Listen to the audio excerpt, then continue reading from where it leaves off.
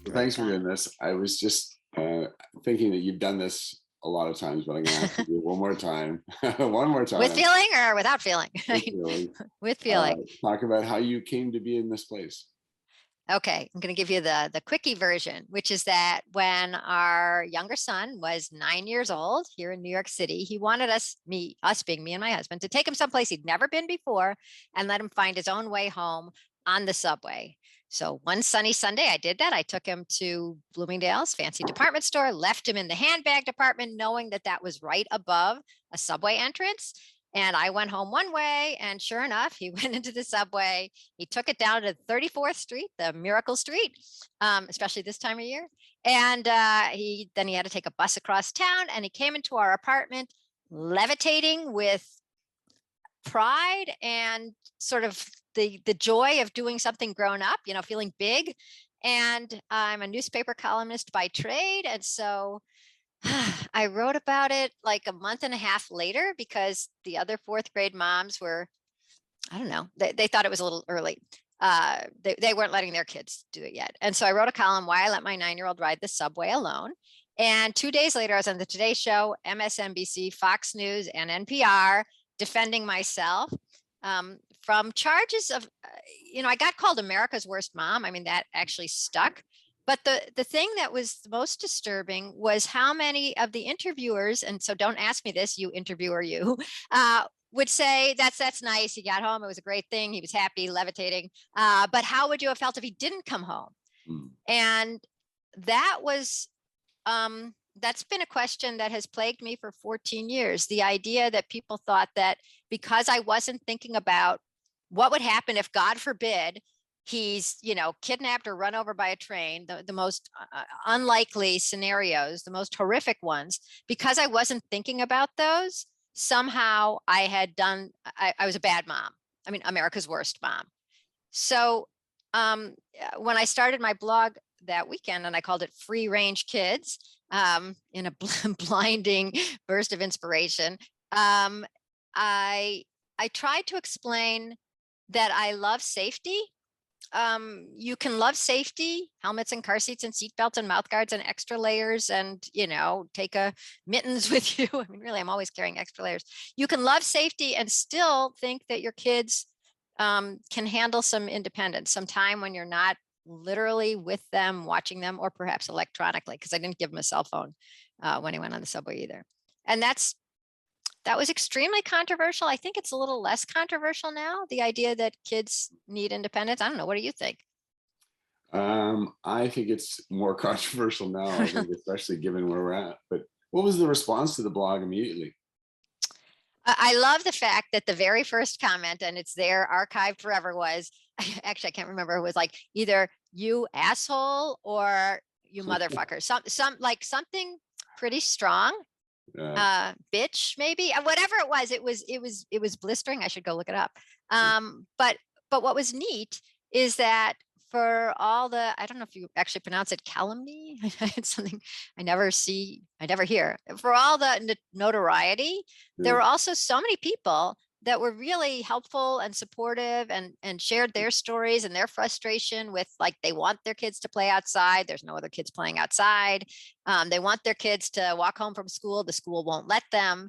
And I just started seeing that there's a society that is sort of building this web, this cocoon around children, and you really have to try to punch through because it was constricting them. I mean, I'm guessing, Bruce, that you had some freedom as a child. Yeah, well, I wanted to get to that actually, because I think that's sort of an interesting, a reflection on my past and others people's past. But I think the fact that it was so divisive was probably kind of, you must have given you the sense that you're on the right track, though, too, because when you polarize and some people come out and they're really excited about what you're doing, and other people are really reactive, you probably made you feel like you were on the right track. Well, I tell you, I'm a newspaper columnist, right? And Yeah. I've written thousands of columns at this point, and this one, and only this one, hit a nerve. And I actually, when I was putting together a book of columns, I was looking through columns that were older than when my kids were 9, and And I found all these other columns like, oh, I let my kids go to they're boys. I let them go to the bathroom by themselves when we're at the theater. Is that terrible? They were 6 and 4. I let them play outside, go down to the courtyard in my building when they were 7 and 9 or whatever. Is that terrible? And so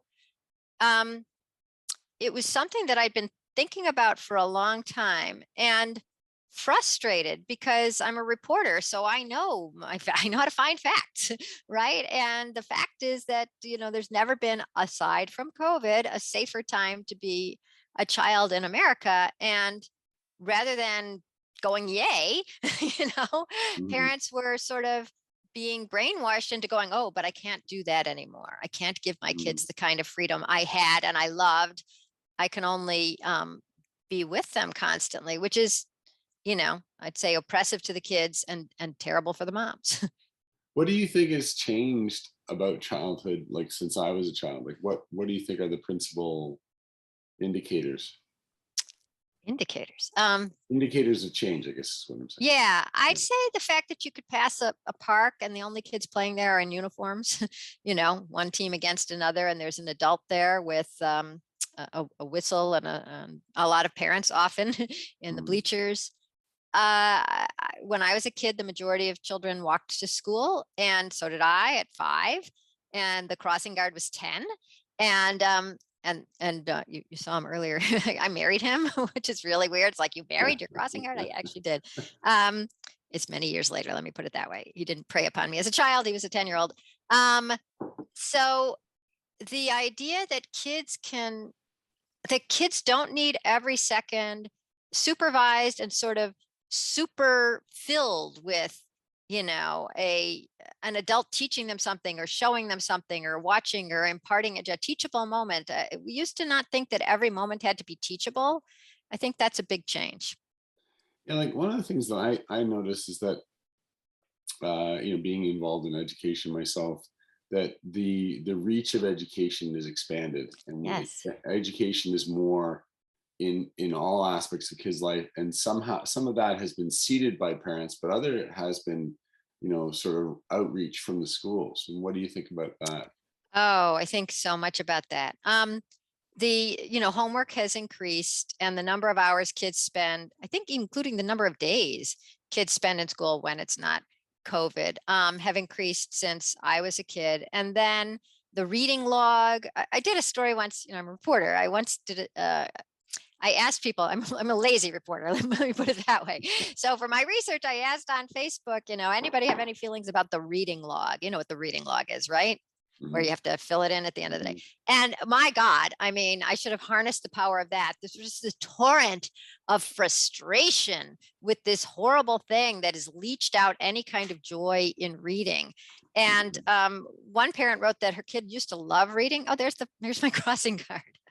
um, Anyways, her kid used to love reading, and then he had to do the reading log, and it was, you must read 20 minutes a day. And he said now he'll read and he'll stop in the middle of a sentence if the buzzer goes off and the 20 minutes are up, because it went from something intrinsic to something, to a chore. It went from something you love to a chore. And um, what was the other question? Oh, how much school has expanded.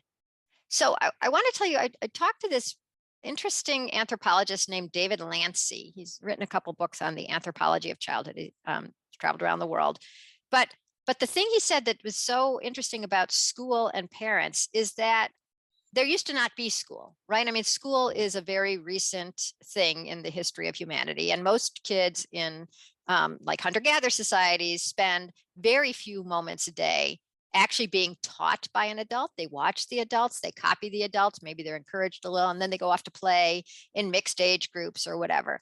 But once school became the dominant method of kids learning in America, the strange thing is that that method became absorbed by the parents, who started seeing their job as to be teachers. And so then they became kind of didactic. And now, if you read Parents Magazine, there was an issue last year on how to read to your child, which I think is pretty obvious. You pick up a book, you open it, you read it. But no, they said, this is actually a friend's book. When you pick up a book, comment on the white space, because otherwise they might just be looking at the pictures, and talk about type. And then let's count the number of words in the title. And so you've taken a very normal lovable, cozy moment that you would spend with your kids. I should be showing you my book, but it's not here. And instead, you've turned it into this schoolroom lesson that's boring, right? You're Mm, not having fun. You're not saying, "Ooh, I love corduroy," or "Oh my God, Winnie is such a loser. Why does everyone love Winnie the Pooh?" I wouldn't say that to my kids. You say instead, you're just turning it into this classroom lesson that involves math and perception and a little bit of quizzing, perhaps. mm, And so the school model actually infiltrated to parenting, which I think of as a drag. We yeah. got enough school, like you said.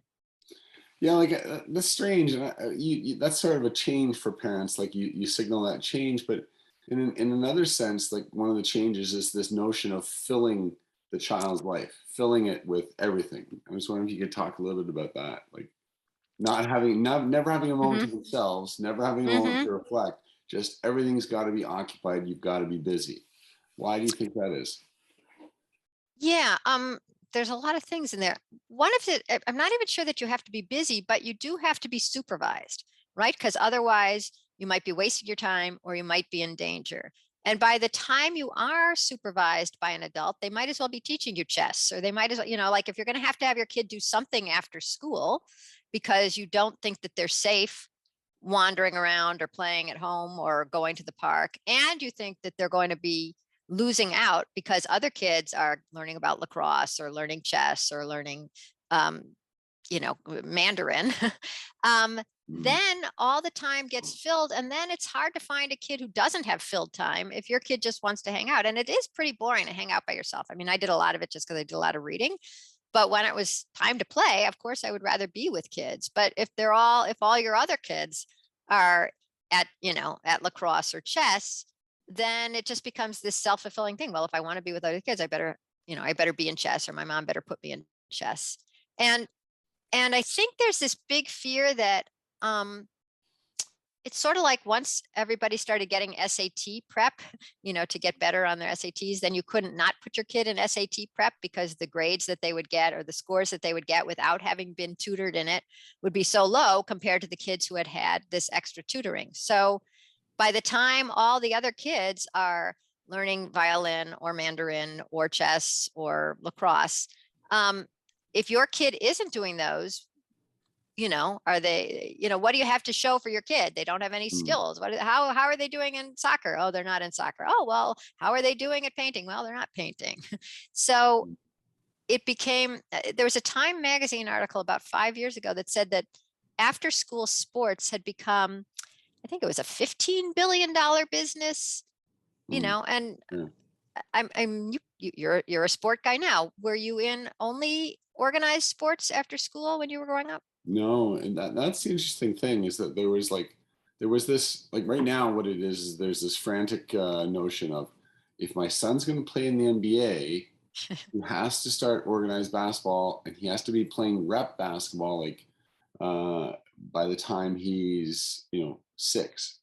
And there's no notion of waiting. It's just and again this we get to that motivation of parents. Is that a motivation to be better than your parents? Is it a motivation to um a virtue signal like, oh well, I have my child in 20 things, you only have your child in 15 things?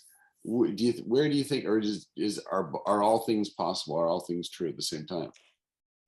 I give parents more credit than the virtue signaling. I don't think they're doing it just to one up somebody else. But I think if you see that everyone else does have their kid in basketball and your kid likes basketball, then you sign them up. It just seems Right. normal. I mean, I give myself as an example. I'm the free range founder and I walked my kids to grammar school every day. Why? I wasn't walked to grammar school, but everybody did, and I just didn't question it. We started taking the kids to the doctor whenever they had like a sore throat, because God forbid it could be something terrible like, strep throat or something. And I don't remember always going to the doctor, but somehow my generation of parents was told, yes, you go to the doctor for everything. And so you're part of your culture. I don't think that you're a bad, neurotic, crazy, harpy trying to get your kid desperately get them ahead by doing all these things. It's just your doctor says, well, better safe than sorry, come on in. Mhm. And your kid wants to do something after school and you're working. Okay, well, I'll sign them up for basketball on Tuesdays and Thursdays and, rollerblading the other days. So it's what what your culture does becomes mostly what you do. See, I wondered if it had something to do with the fact that there's a certain amount of guilt with say situations where both parents are working or one parent's working if they're a single parent and they're working all the time and they feel like they've got to do better for their child and they've got to fill up their child's lives to to be Yeah. That doesn't sound like guilt. That sounds like normal parents. Parents always want what's best for their kids, right? And well. especially if you are working, you do have to have something in the afternoon, especially, I mean, like, so free range kids grew into the nonprofit that I run now called Let Grow. And one of the things Let Grow is trying to do is to change the laws here in America. We've changed 3 states already, and we have another 3 in our sights for this year. Because sometimes, even if you wanted your kid to come home with a latchkey at age 8 or play outside, the 7 and 9-year-olds play outside until I get home at 5:30 from my job. One of the things you have to worry about is like, what if somebody else thinks that's neglect and calls 911 and says these children are outside just playing? So the big goal is to renormalize the idea that kids can spend some time unsupervised and be safe and not be it's not neglect. But when you have a society that's almost equating a kid just playing with a kid whose parent is not doing enough for them, I don't think you have a whole lot of choice as a parent, except to try to get other kids on the block to do this too, and communicate with your neighbors that this is something good that you want to encourage. But otherwise, there's no other kids outside. There's the possibility somebody's going to call 911. Your kids' friends are all in soccer. It's not virtue signaling, it's desperation. I can't let them do nothing in the afternoon. I'm working. I got to sign them up for something. It's funny because I find myself being, thinking about my questions. I'm feeling like I'm being hard on the parents. Okay, I'm gonna be hard on them one more time though. Okay. And I'm going Why? to push back because it's hard to be the opposite of your society. You really put your kid on the subway one afternoon and you're the world's worst mom. So Yeah. try to do this every day after school and see if you don't get pushback. But go on. Let's hear. Well, I just wonder if there's like one of the things that I sort of see is that there's parents rejecting the conventional wisdom of their parents, or eye rolling and saying, "Mom, that's not that's Yeah. not I just read a book." And I don't know if Yes. you need a million Yes, self-help books. We have seem to have a billion self-help books. we do. And I don't know how. I wonder if if you go back to the '40s, how many self-help books there would be. But I'll tell you, the parenting book, like everybody had the same parenting book when I was growing up, which was Dr. Spock, yeah, right? So you didn't have a lot of, first of all, he's really, more than you think you know, is his mantra. That's the first sentence of the book. And so that's telling you you can slack off a little. You don't have to worry about every little thing. So that was a nice book to have. And now I have an entire bookcase filled with books that come to me for free, not including the ones that I just bring to the guy who sells books on the street, and get rid of as fast as I can because they drive me crazy. I'm like, how to do anything with your kid, how to have a conversation with your kid, how to raise a sport lover, how to make a yeah. compassionate kid, how to make a kid who's not neurotic. I'm reading one now, and I actually love the Wow, this is from the American Academy of Pediatrics. They just wrote one, Building Happier Kids. By the way, it says give them free time. And then there's one on the somewhere. I must have just hidden it because I didn't want to have a giant pile of junk. But how to raise your anxious child. I'm like, am I making him anxious? you know, um, there's just a lot of advice to parents. And my colleague, Peter Gray, who wrote the book called Free to Learn, which is a great parenting book, great book for just understanding kids, said there's so many parenting books on how to raise perfect kids because the parents write them. But there's so many other influences on kids, and we don't even think Yeah. about them because we're constantly told that it's all on us. But there's your community, there's your church or temple, there's your the kid's best friend, there's the older siblings, there's the Yeah. cousins, there's the era. there's the country that you're in, right? There's your class. And so the idea that it's all parents and parents are all crazy and they're all driving their kids crazy because they're so insecure and so desperate, it's not fair. There's just a lot of focus on parents, and they're burdened. But at the same time, if they did accept the conventional wisdom of perhaps say their own parents or society or faith, then they probably wouldn't be so prone to, like, the only reason they sell those books is because there's a market. If there was no market, they Yeah. wouldn't sell it. So Yeah. obviously people are looking for something, and I see it.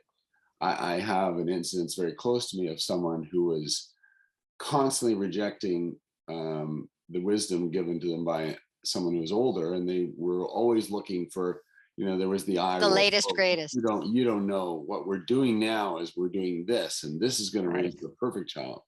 And I just, I see that Yeah. as being part of it. Do you think there is a role to be played because of the secularization of society? Do you think that has a part in this? Yeah.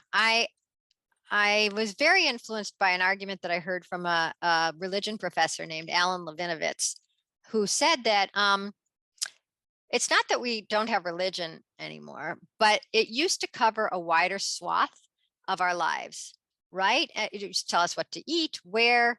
Actually, I exercise in the morning with these ladies from Bangladesh. And today one of them gave me a scarf and like put it around me. And I came in and I was like, this is a different feeling. I mean, anyways, so you're influenced by, what you wear, what you say, how you raise your kids, it covered a whole lot of our lives. And now it covers, for many of us, holidays, Mhm, right? mhm, And so what fills that area that used to be sort of common ground, shared ideas of, what's right and what's good, and we have to fill it with something, and we're filling it with the latest studies, right? And those almost become our holy texts because they right, tell you, oh, you cannot, don't give your kid this before one, and don't forget to stimulate them. And I just read a new study. And so there's always this nervousness that you might be behind on the latest, edict from God that says, only 2 hours of screen time a day, or, don't give kids honey or whatever. right. So without that common idea of sort of what's good and what's good enough, um, we have this big burden of trying to figure it out every day on our own, which explains the proliferation of books and articles. And it explains a couple other things too. One is, if you believe that something bigger than you is in control or has some sway over your life, some higher power, whether it's God or fate, um, then if something happens that's terrible, it's not just your fault, right? It's, you have a little bit of cushion, like, the Lord works in mysterious ways. My husband's dad went blind at 16. Pretty terrible. And then he ended up, very successful, incredibly, great person, and finished law school #1 in his class while blind. But when you're first blinded, it's, you don't understand why something so horrible would happen to you or your child. But if you have a little perspective, like, we don't know what's in store, we Mhm, don't know why this happened, it allows you to breathe, and it allows you to sympathize and expect sympathy. And the reason I say that is, one of the things that parents today seem to be most afraid of is not just that something terrible will happen to their child, but that this will be, they will never be, the parent will never be forgiven by themselves or by anyone else. And the example I like to give is the lady whose child fell into the gorilla cage at the Cincinnati Zoo, like, I don't know, 5 years ago. And there were memes like, they had to kill the gorilla because it was possible that the gorilla would kill the child. And it was horrible, but it was, an unforeseeable accident, or so it seemed to me. But people liked to write it in their minds as like, she wasn't paying enough attention. She should have known. It's so easy to fall into the gorilla cage. It's like, nobody goes to the gorilla cage if they think it's easy to fall in. That would not be my destination with my children if I thought, well, there's a 50% chance that they'll end up, being pummeled by a gorilla. So if you believe that there is this community that understands you, that thinks that there's a higher power at work, then you can also expect some sympathy from them as opposed to just accusations. It's all your fault. You weren't doing your job right. Mm. So that makes it harder to ever take your eyes off your kids or give them any freedom, because if something bad happens, you will not be forgiven by, by this newly uh, super judgmental culture. Yeah, like well, what I was thinking was, I think that's really well said, but I would also think that you would feel less atomized. You'd feel like Yeah. you have a community in your church, and your kids would have a community because they would Yes. have kids to be around, and that might be a little bit older, a little bit younger, so you're learning, Yes. at different levels. And I think that when that's taken from you, and now you're, again, that makes you more singular as a family, as a unit, and it doesn't give you those associations. Because for myself, my family, we've Hmm. been very fortunate to have made a lot of connections in our neighborhood, and Hmm. my own children got to have a really cool time growing up because they had all these Yeah. friends that they spent a great deal of time with. But other people might not have that. They might not have the ability to make a friend as an adult who had kids. And I can imagine that, but that would be built into being part of a faith. Yeah, no, first of all, I'm so envious. We lived around a big courtyard and it was still not always like sometimes we lived in a 30, so there were 37-story buildings around a courtyard. That's a lot of people. Mm. And sometimes you'd look down, my son would look down to see if there was anyone downstairs to play with. And no, there were like little kids with nannies and nobody who was 7, 8, or 9 downstairs with a ball. Mm. So I envy your kids' childhood. And I for sure feel anything that creates community and that connects people is fantastic. I mean, we are in a small family and we live far from our parents and cousins. And I envy my husband's brother married into a family where the wife had 7 brothers and sisters. So there Mm. were always cousins. And I envy that. Mm. You get to who's the jerk, who do you get along with, alliances, fun. First you're babysat by the young ones and then you start babysitting the younger ones. And Mm. that seems a lot more normal than, Mom, this is my house. Mom, it's Saturday. What are we doing today? Where are we going? And it's like, well, it's freezing outside. Let's go to the atrium at the Yeah. city court building where at least you can run around with the other homeless people. I mean, it was always desperately trying to come up with some place to go and something to do. And that is different. I mean, when we did I'm Jewish, when we went to our Sabbath services, that at least was something to do and the kids were all together, but that was such a short part of time. Yeah. Just sort of changing gears. So Jonathan Haidt and Greg Luciano wrote the book, The Coddling of the American Mind," and in that book, That's he where you found me, right? no, I found you Oh, long okay. before then. I knew that Okay. you were. Uh, Actually, I found you through Jonathan, but Hmm. he wouldn't remember. I had a brief email exchange with him, and I was asking how I could help out with his project, and Hmm. it was more geared towards Right. university intellectuals. So um, and he said, you were doing this project, and so then I contacted Hmm. you, and the rest is history. There we But go. Yeah. in that book is a bit of an indictment of a generation of kids, and I wonder he talks about the students from 2012 on, and how there's been a change in how they The are. college students, you mean? Yeah. Yeah, and I wonder if you could trace that back to their childhood, and have you thought about how the way they were brought up has created those children, those young adults. Yeah. I mean, so that's why John came to me, he and a man named Daniel Shuckman, who usually I have my hat here too from Fire, who used to be the chairman of Fire, which fights for free speech on campus. We're talking to each other, thinking like, what is it that's making kids on campus feel like if they're uncomfortable, they're actually unsafe? I mean, you hear that word a lot, that things are violence when there's no violence. And they said it must be starting younger when we're teaching kids to be, very protective and um, scared. really? And who's fighting that culture of overprotection that is sort of making kids fragile? And they came to me and they said, let's start a nonprofit together. And I was like, no, I don't know how to run a nonprofit. I'm a reporter, forget it. And John kept saying, like, this is dumb. You should start this. I'm offering, to be your co-founder. And I was like, so finally I found somebody who actually knows about business. And together we all started this Let Grow nonprofit.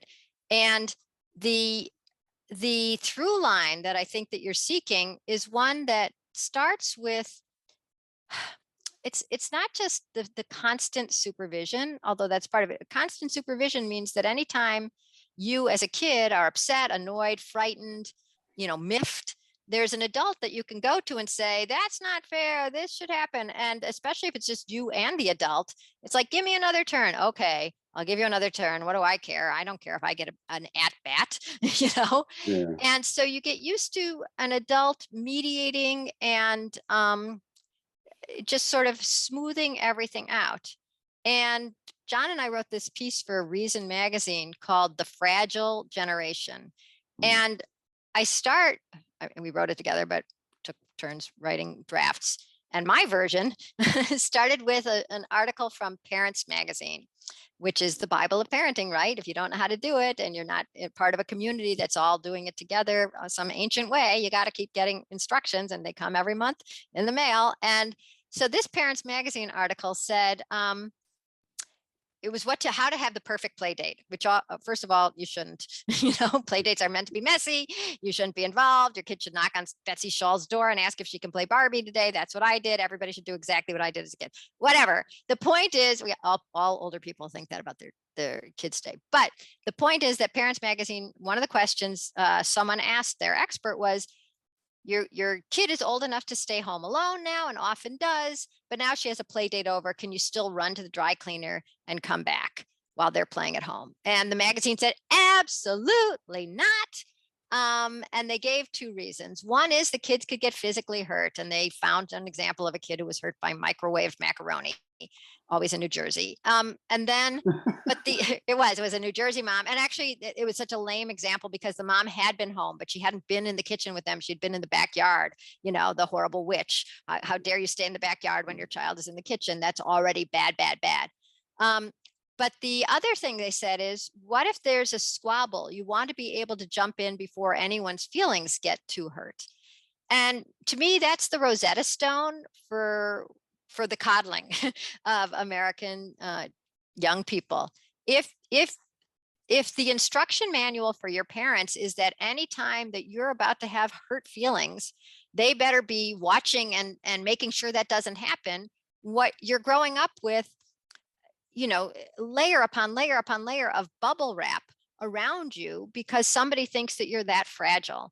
And that makes you fragile. Your bones never move. You're supposed to be, you have some arguments with a friend and then realize, oh, that's not such a big deal. Or I like you too much. Let's, okay, I'll be Ken, the ultimate sacrifice. I'll be Ken, you be Barbie today. And that's okay. So if a magazine that's telling you how to raise kids is telling you to raise them as if they can't handle anything physically or emotionally or psychologically, then you have a generation growing up feeling that anytime that they are uncomfortable, they are unsafe because somebody rushed in to protect them, to save them. So you start conflating feeling bad with somebody else's fault. And why isn't the dean here? Why isn't the president here? Why isn't there somebody here to make me feel better? And if I feel bad, it's somebody else's fault. Yeah, I think to me, like I agree with everything you just said, but the one thing I would even add to it, and I think this is actually boiled into what you were saying, is that there's this constant appeal to a greater level of authority. Well, who's your boss? Well, who's their boss? Yeah. And there's a lot of parents and kids who can't accept that there is an answer that they don't like. They have to get to that next level. Well, who's the director of education's boss? I'm going to go to them. And I think that's something that is a huge change. Whereas at some point, if your child didn't get to play on a team, you just say, oh, well, next time or whatever, you or might try harder, right? Practice more. Right. you might have some perspective on it.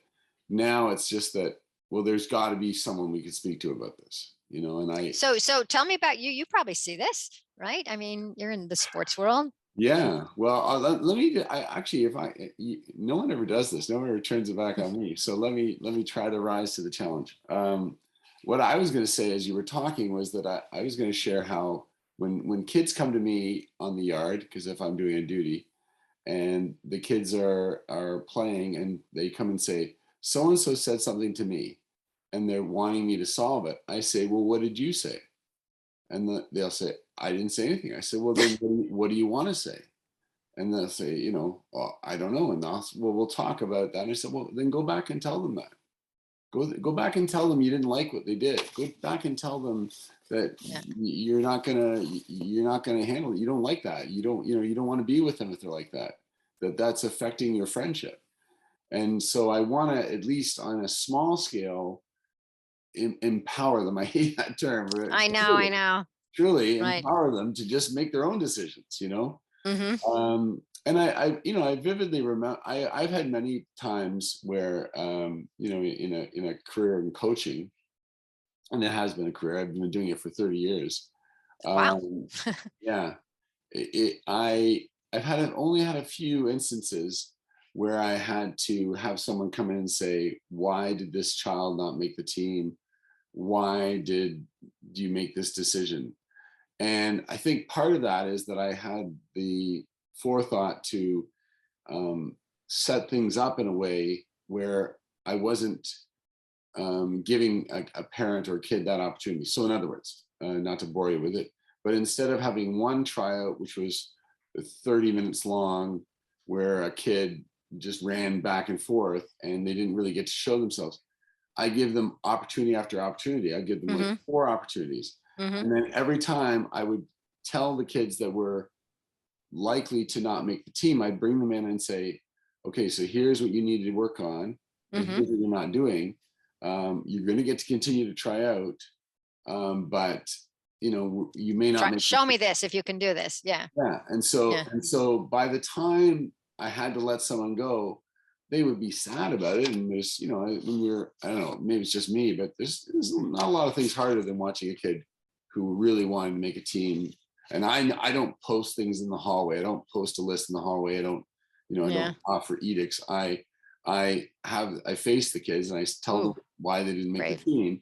And it's hard to see them cry, but at least they get it. So they don't go home. They tend Hmm. not to go home and complain because they Right. It's not understand that they're, arbitrary, yeah, and they recognize their own part in this. yeah. Right. So I guess that's how that's how I've handled it. And, I could go on, there's lots of examples, but I think the main thing is just that, um, having a little bit of wisdom about it, having a little bit of forethought is probably the most important thing, you know? And also, what you're describing is sort of trusting the integrity of the child, to handle something. First of all, you're trusting them to handle the fact that they didn't make the team, right? You face them, and that you're giving them something, which is, here's why, take it or leave it. You can improve, right? So rather than lying to them or getting everybody on the team, you treat them like a person who, unlike the parents magazine, be sure to jump in and make sure that nobody's feelings are hurt. You be sure to treat a person like a human being, right? Not like a glass figurine. Is Yeah. that wrong? Well, no, it's the reason I'm laughing is because I do have these huge teams. So I'll take 25 kids on a basketball team. Oh, that's Uh, cute. and so, but actually, in some ways, it's being selfish because, where I teach, a lot of the children don't get a lot of experiences outside of school. Oh, so So, you're giving, yeah. so but also I'm sort of, in a sense, bringing them along. So the kid that's just on the team as a grade 4, by the time he's in grade 8, he really knows what's going on. He knows, and so Do you mix the ages together? yeah, I do. Yeah. You do? Wow, that's Yeah. So fantastic. I've had kids as young as grade 3 on teams, and but they have to be, they have to be special, and you have, because you can't really, I mean, how do I justify a grade 8 that doesn't make the team if the grade 3 makes the team? But what I always say is those two instances are separate. I would never deny an opportunity for a grade 8, if I thought he could benefit from it, to bring someone else on. So when I have my group of grade eights that are 12 strong, that would be Mhm. fairly consistent, 12 to 15 kids. And then the others are just added on to give them opportunities. So, but you know, and again, not to lionize myself, but just sort of the notion being that, um, you know, trying to bring as many kids into it as you can. And I've always hated. I remember one year we played a team and they were amazing, but they had 8 children on a team, and I'm pretty sure there was more than 8 children at that school that would want to play basketball, you know, and so to First of see all, yeah, eight yeah. children, First of all, I like the idea of having a bigger team. I guess I don't understand exactly what you do, whether you're doing, like, I didn't understand if it's like after school league, that no, people pay to be on, or is it part of oh, the, well, like that's the school interesting because day or whatever. I mean, I just don't know, but, it's a school day thing, so it would be a team, a school team, yeah, and and then then they play at school or they play they other play other schools, schools, obviously. yeah. So there's a Yeah. lot of it is the Yeah. training, getting learning your craft, Hmm. and I try to do that, try to teach them how, you know, how to play, Hmm. because I played university basketball, and albeit not that well, but I Still did play. on a team. But, yeah, but Maybe there are a lot of people on the team. they just took some extra people. Yeah. No, yeah, no, I just think you know, in fairness to them, giving them an opportunity where they, and for some of them, you know, I'm cognizant of the fact that that may be the only team they ever make. That may be the only club they make. That, you know, that's why I Right. love things like cross country, because cross country, if you can do the running, anybody can join, and you can Oh, all get wow. involved. And that's at least that's how I do it. You know, so That's cool. Oh, there is no benchmark for being involved except that you can't walk. You got to be able to run the whole distance. But other yeah. than No. that, you're welcome to come. So, That's um, cool. Wait, so I wanted to say a couple of things about what you're doing. First of all, I sounded like a hard ass, which is sort of the opposite of me, like, oh, cut those kids from the team that can't make it. What I liked is treating kids as human beings. It sounds like you're thinking of each person as you don't want to hurt them. You don't want to, devastate them, but you also want to treat them as people with integrity who can try harder. They might not be the best, but if they try harder, then they can make the team. So that strikes me as not insulting to them. Right. It's not the everybody gets a trophy. It's that everybody can get a trophy if they oh, put a little effort into it. Right. oh, The other thing I love is the mixed ages. So I was going to put in a plug for what actually I'll put in a plug for both of Let Grow's school initiatives, but one of them sounds very much like what you were talking about. So Peter Gray, who have you read Peter Gray? you've asked me to, and I haven't. I think I actually downloaded the book, but I got a list of about 100 books that I haven't read that I Okay, should. you just have to put this one at the top of the list. It's as simple as that. Boom, boom, boom, boom, boom. Gray. His book Free to Learn Yeah, is have it. is so revelatory. I mean, so when John Haidt came to me and said, let's start this nonprofit, I said, okay, but we have to have Peter Gray be part of it. And now if you read anything that John writes about play, anything that I write about play, it's all Peter Gray. We Mm, just constantly quote Peter Gray because he really has spent his career. He was at Rockefeller University, and then now he's at Boston College as a psychology professor, studying the value of mixed age play, mixed age, unstructured, free play. And so Let Grow suggests to schools that they have a club before or after school, a Let Grow play club, where all the kids who want to get together, and there's junk outside. There's balls, and there's jump rope and chalk and cardboard boxes and an old tire and God knows what, plastic bottles, anything. So the kids have all sorts of things to play with and all sorts of kids to play with. mm, And then some of them go off and play actual games like a basketball. And some of them, like me, would draw hopscotch and just do hopscotch all day. And then some of them are talking. And then some of them are making weird things out of the materials there. And what they're getting out of it is what children have gotten since the beginning of humanity that we have leached out of their lives, which is the chance to make something happen, to make something up, to make a friend. Kids who don't have friends in their grade because they're too slow or too fast, let's put it that way, can make friends with, say, say you're pretty slow, say you're a terrible reader in 4th grade, but you get to the playground before school and you're giving all the kindergartners, piggyback rides. And then the kids see you in the hall. It's like, look, it's Bruce, Bruce, yay, hi, Bruce. Your day is so different than the days when you went through the halls like, I'm a Mhm. bad student. And the kids learn all the things that you were just talking about when you were talking to the kids about how you're going to solve your problem. Although it's even a little more radical. Instead of, they come to you and they say, he took the ball, and you say, thank you for letting me know. Not Mhm. how are we going to solve it. It's because they go back and figure out, like, what are we going to do about this situation? And Mhm. kids who are total bullies or jerks, nobody wants to play with them because they're not fun. So they adjust their behavior. And we did 2 studies, not we, 2 professors did studies of a Let Grow Play Club. And the thing that they remarked upon most is that the kids loved empathy. The older kids, when they were throwing the ball to the little kids, would go, or the kid was throwing a ball at them. Oh, that's such a tough ball. Oh my God, I missed it. Of course they could have picked it up like this, but they love giving the kid that wonderful Mhm. feeling.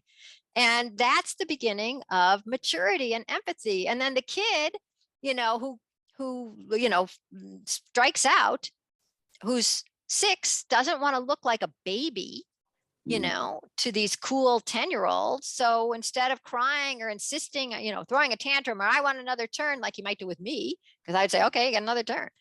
They hold themselves together so that they don't look like babies, and they wait their turn. And that's the beginning of executive function and self-control. And Mhm. then you make up, everybody has to be a dog. And so then you have to focus. You can't say, wait a minute. It's like, you can't say, wait a minute. You have to say, woof, woof, woof, woof, woof, woof, woof, because you're a dog. And that's focus that teachers are always wanting kids to have, but they develop it because it's fun, not because you're demanding it and they're so bored and they're like forced into focusing on the worksheet. But outside, they're focusing very much on not saying a word in English because they're a dog. Mhm. So all I'm saying is, if you have free play, Mother Nature put the drive for free play into kids so that they would learn all those compromise and communication and compassion and empathy and creativity. And without them, without fun as your goal, there's really no reason to develop them, because there's nothing. They're hard Yeah. and there's no reward.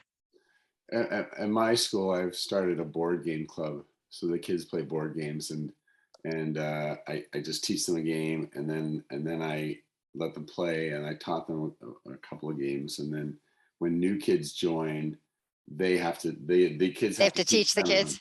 and so Excellent. I'm always got a game that I can play with them. Sometimes I just sit there and I don't do anything. I just watch them. But sometimes if if they can't find anyone to play with, they'll say, "Can you teach me a new game?" And my job is only just to teach them a new game. So I don't, I don't have any. I don't play try not to play the games that they've already learned. Try to always teach them something new and something a little bit harder.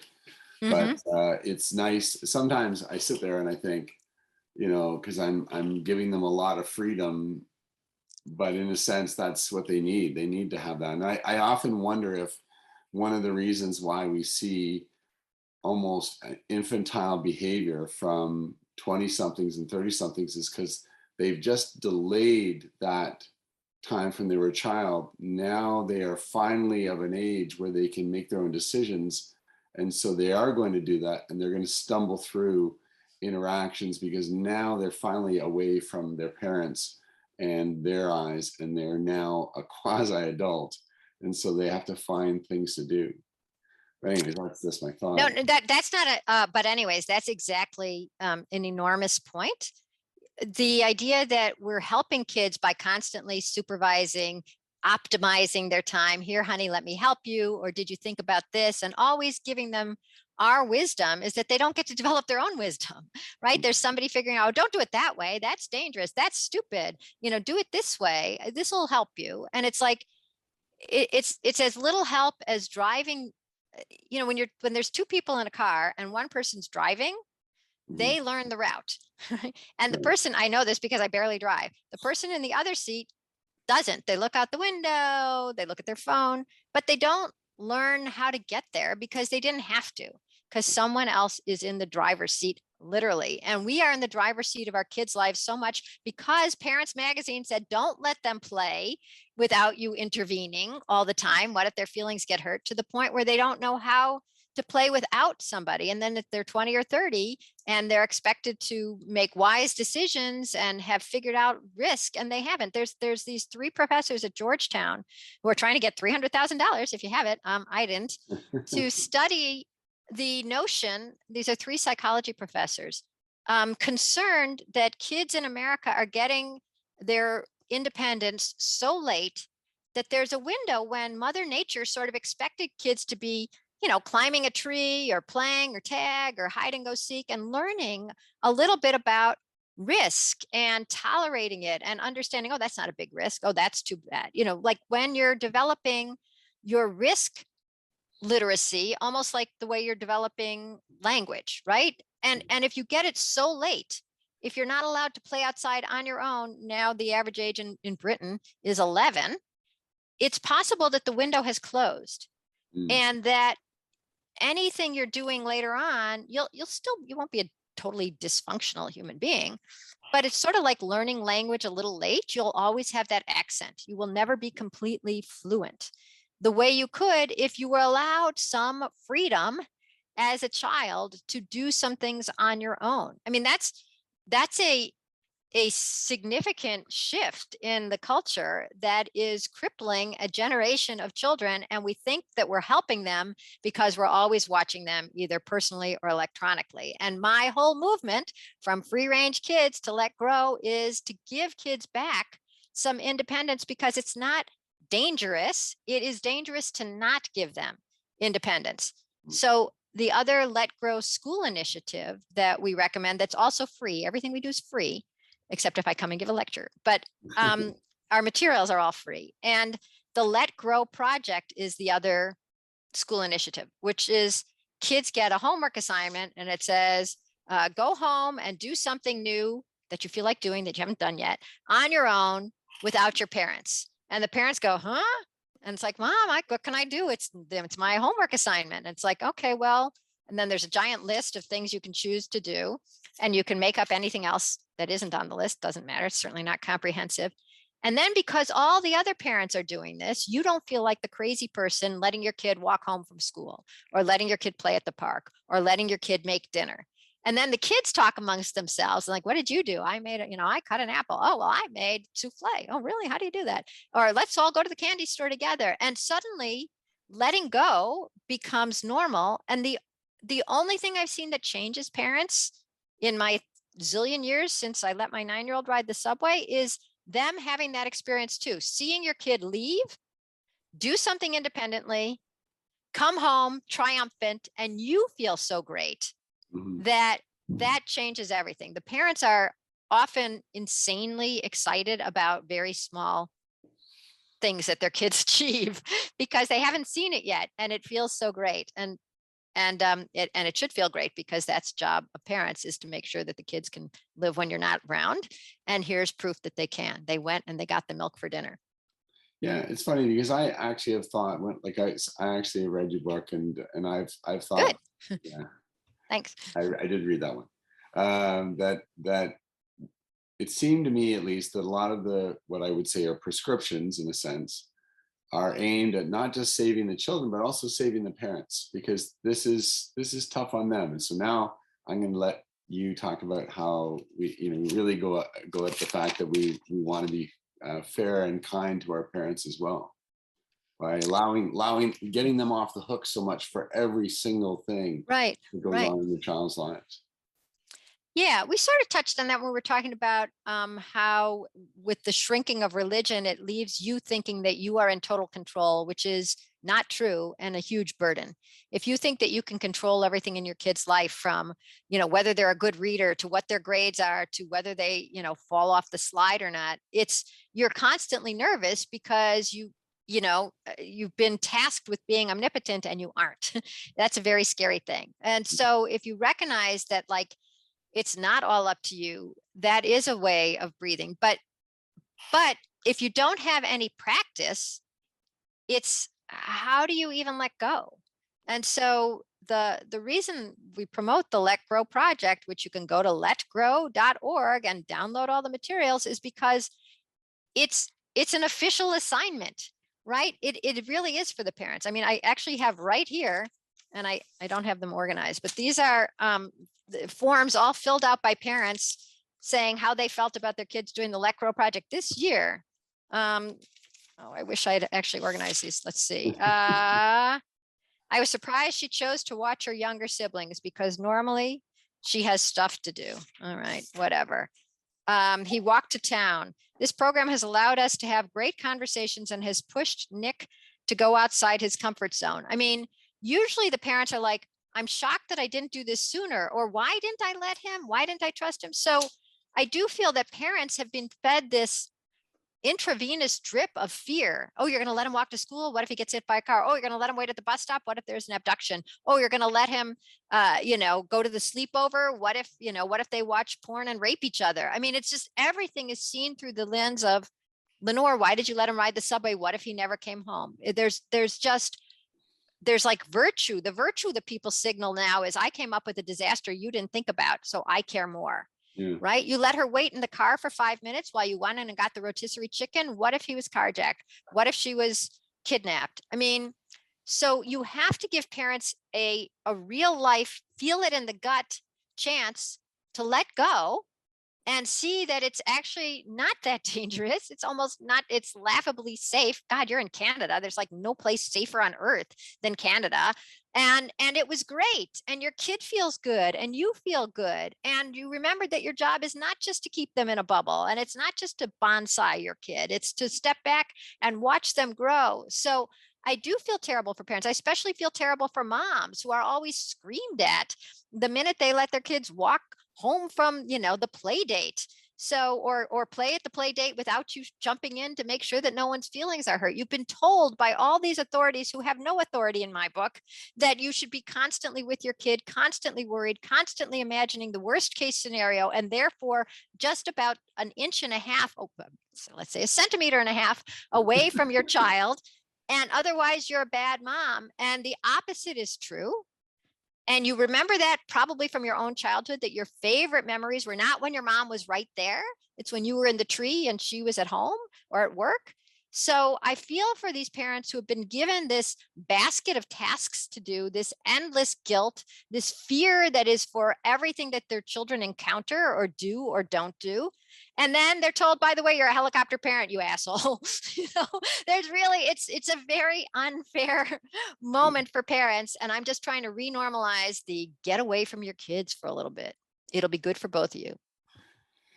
A long time ago, I think it was, gosh, like 4 or 5 years ago, you and I had a lengthy conversation on the phone, and you suggested I try something, and I did it. I've done it several times. Let's hear what I say. I was part of a safety council at our board, and I I remember this. And I talked to the people on the council about their own upbringing, and I just sort of let in with, what were you allowed to do? What was it like? And sort of, lead into what you were doing. And it's funny how they all talk with these broad smiles about, film of nostalgia. Yeah. And then the sadness falls immediately, because they talk about how their kids don't get to do that. We're driving the kids. Yeah. But there's a disconnect there. There's a disconnect between somehow that is not possible now, that we live in a different world. And ironically, I grew up in the 70s. I was, a child into a preteen at that time. That's old. Yeah, I think we're the same. Go on. That was actually a very dangerous time, and there was a lot. It was more crime. Yeah, right. There's more crime, and so ironically, this time that we remember so nostalgically as being this safe time where kids could play and do, go ride their bikes around town or go to a pond. Ironically, now it's probably even safer for them to do that, but we have this idea through these mock studies I shouldn't denigrate them because they're not all mock, but the proliferation of studies and all the different reporting, and we know every single thing that happens now with social media, anytime anything bad happens, we know about it. And I just think that that's sad. So Bruce, that's why I just said the two things that Let Grow is doing. Actually, I'll add the third. The only way to change those people who think like, well, that was great, but that's then, and we could never have that era back, is to force them to experience an afternoon of what it would mean to bring that era back. And that breaks that fear. They really think that they can't let their kids go out because it's so crazy dangerous. And you can show them, here's the chart of crime since the 70s. It went up till the 93 and it came down and it's back. I mean, in New York, we used to have 2,000 plus murders a year. Now we have 200 plus murders a year. I mean, it's not comparable. It is way safer, but they won't believe it until they see it and they feel it and they experiencing it, which is why the Let Grow project, you're at a school. I would beg you, I just gave you an hour of my time, hour and 11 minutes. Please, in exchange, spend an hour and 11 minutes trying to get your school to do the Let Grow project where the kids get the homework assignment, go home and do something new without your parents. Because I can show you, there's like kid after kid is so glad that they could prove something to even to their teacher, right? Look, I can, I made tortillas, I learned how to ride a bike, whatever it is. And then the parents, they're just changed. It's dramatic. It is irrefutable. It is here, another one. Aiden did a wonderful job. I was super proud of him. Now I encouraged him to be independent. She always surprises me. I was surprised Joey would want to learn how to do the laundry. Well, that's not very independent. She's more willing to try new things that she would have avoided in the past. Anytime she thinks about doing something challenging, she says, I can do this for my Let Grow project. I mean, these are happy parents who are changed from from parents who wouldn't let their kids ride the bike down the block, who wouldn't let their kids use a sharp knife. They need the experience. They need the real world experience. And this is the only way I figured out to get it wholesale to a lot of people, is to do it through the schools. So I beg of you, really beg, like here I am. This is me begging. Please, please, Bruce, suggest that to your school and then do a Let Grow play club so that they learn how to deal with each other and make changes and be flexible and focused and mature and empathic, just because that's how children always learned it for the first 300,000 years of human existence before there was an SEL category of teaching where today children were going to learn empathy. You learn empathy by being with other people and wanting to have fun with them. So then they're not having fun. You realize that and you change a little. That's empathy. So these ideas are 14 years of me sitting in front of this same computer going, what works? So far, these are the only two things I've seen that work, plus changing the laws. So. Okay, so as we draw to a close, I just wanted to ask you, maybe if you can come up with 3 things that kids can do and 3 things adults can do. Okay. I think we just discussed these. Adults just can. Review them. Right. Well, I'm going to go back to it's sort of aligned, because if parents can't let go, then kids can't do something on their own. If you were speaking to a kid, is I guess what I'm saying. If you had I'd say ask your parent, first take this thing to your teacher and ask her to assign it to the whole class, because it's very hard. And we were talking about this before, to be the one parent who's sending your kid to the empty park. So it needs collective action. And that's why we suggest it to be through schools or classes, that if everybody in the class is now doing something independently, you're not the crazy mom. You can talk to the other moms and the kids are talking to each other. So I'd say make it happen that your kids are expected to do something on their own without you outside one time next week, right? And if you can't get the whole school to do it, get your church to do it, get your block to do it, get all the parents at your New Year's Eve party. That's not going to happen because of Corona. But in theory, at 6 o'clock that night, have all the kids go out and play for a while all the parents stay in and get drunk or make hors d'oeuvres, whatever it is. So give your kids some unsupervised time. One thing I suggest in my book is, if you are going out with your kids for a day, to the park or to a museum or whatever you're doing, to the doctor's office, don't bring anything with you. Don't bring snacks, don't bring tissues, don't bring a phone. Just see how life is not so, you don't have to be so prepared. You don't have to be God. There will be somebody else with a phone if you need it. There will be somebody else with Kleenex, or they can go like this, that's why we have arms, and certainly why we have sleeves. So just try a day of being unprepared and realizing the world doesn't need you to be on edge all the time for the very scariest thing. And another idea from my book was when everybody's waiting at the bus stop together, offer to watch all the kids. Everybody's waiting for soccer to start, offer to watch all the kids. Look at, I can handle this. There's nothing terrible is going to happen. You guys can all go to Starbucks, go to work, have an affair. I don't care. Just go do something and I will watch your kids for you because they don't need individual bodyguards. It's all trying to renormalize the idea that kids don't need a parent or an adult watching them every single second for them to be safe or successful. And what if you were speaking directly to a child?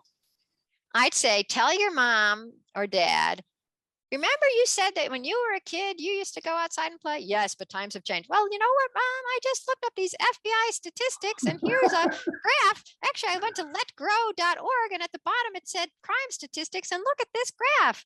Well, that's because we keep our children inside safe, Junior. It's like, no, actually, I read this thing that Lenore wrote and she said that crime is also down against people, cars, houses, pets. So everybody has less crime. It's not because we're helicopter parenting parents. It's like, it actually is safer. It's like, well, I don't want you going outside. Well, my mental health is at risk. Why is that? Well, because childhood depression and anxiety and suicide are going up, and so is obesity and diabetes. But if you let me play outside, those would be less of a factor. It's like, so you're saying you're safer if you go outside and I'm not with you? Yes. Okay. That's it. I think that's probably the best imitation of a child I've heard. It's probably very insulting. If I was a kid, it would be like child face. That's really insulting. Okay, so like child autonomy has taken a real hit the last couple of years. I mean, I think there's no denying that the being at home, right, parents right next to you. Although, are you hopeful for the future? I'm always hopeful for the future. Yeah. I mean, first of all, we're due for a flip, right? I mean, there's only so much oppression you can take before the natives rise up. And also, one thing that we did here, at least at the beginning of COVID, was that kids were, with all their extra free time, without the classes and the after school activities, they were finding some interests of their own. And I'm hoping that that's continued. We actually studied it for a couple of months and then our funding ran out. And so I don't actually have statistics, but they were getting into weird things, which I think is part of childhood, just being quirky, finding something that really interests you.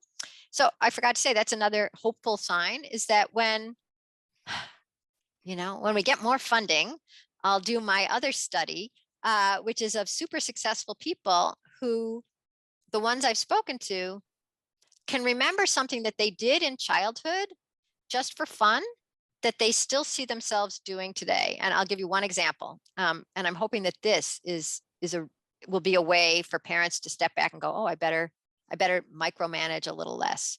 Because there was one kid, now he's a businessman, I interviewed. I said, what did you do as a kid that you still see yourself doing today? And he said, nothing. I was like, well, this is not a great interview. Let me try again. Can you tell me anything you did as a child that sort of influenced your career trajectory? I played. Think a little harder. And he did. And he said, well, actually, come to think of it, as a kid, he grew up in Miami, and he would go around collecting the fruit that fell to the ground from the citrus and other trees there. And he'd put it in his little wagon, and then he'd go around and he'd sell it. And he still does. Because his name is Jeff Bezos, and he sells other people's stuff, right? It was an early interest. It continued on. I'd say he's done pretty well. So what gives me hope is if I could get that to be a thought project that more parents did. You said you played a lot of basketball. Look what you're doing now. I think that they would realize, like, oh, this is actually as good for my kid as getting a tutor, is giving them some free time and letting them find an interest so that they have something to pursue as the years go by. And I have to say, my interest as a child was coming up with a fad or a new phrase that people would use. So I used to make jewelry with words on it saying, like, use these new words. So I do feel that there's the child is father to the man, as Wordsworth said. Any final thoughts? Bruce, you work in a school. you know your marching orders. You have to let me know how it goes. Well, I'll more off camera. I'll tell you more about that more off camera. But Ooh, yeah, cool. it's been a pleasure. It's funny It's really because fun we talked a long time ago and we haven't talked since then. So it was nice to have this opportunity. So to thank you for doing reconnect. Yeah. it. Yeah. All Well, right. thank you. I probably said exactly the same things 5 years ago. You can tell me off camera as well. Lenore used that same story. Thanks. Thank you, Bruce. We hope you enjoyed this episode. Please note that neither the host nor the guest have any undeclared conflicts of interest. Please visit novametricsinc.com